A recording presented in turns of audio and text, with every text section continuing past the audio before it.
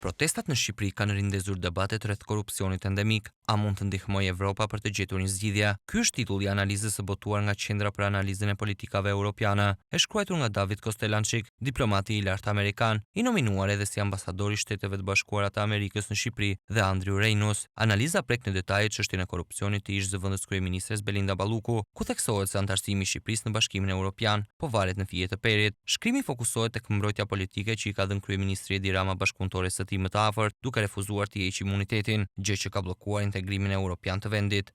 Zëvendës kryeministrja e Shqipërisë Belinda Balluku dhe zyrtar të tjerë të lartë janë të akuzuar për korrupsion me antarësimi në Bashkimin Evropian të varur në fije të perit. Kjo jep Europës një mundësi për të ushtruar presion. Rasti i Ballukut ishte i fundit në një seri akuzash për korrupsion që rrethojnë Ramën dhe qeverinë e tij. Kryeministri Rama, Partia Socialiste, e të cilit fitoi zgjedhjet e katërta radhazi në maj të 2025-s, është akuzuar për lidhje me krimin e organizuar, ndërsa disa deputet dhe kryetar Bashkie Socialist janë të ndjekur penalisht për shpërdorim detyre, pastrim parash dhe manipulim tenderash. Teksa Balluku shkarkua nga kabineti qeveritar, partia në pushtet e kryeministrit Edi Rama refuzoi të hiqte imunitetin parlamentar në mars. Balluku konsiderohet si aleatja më e ngushtë e Ramës, duke ngritur pyetje në lidhje me njohuritë e vet kryeministrit në lidhje me keqmenaxhimin e kontratave.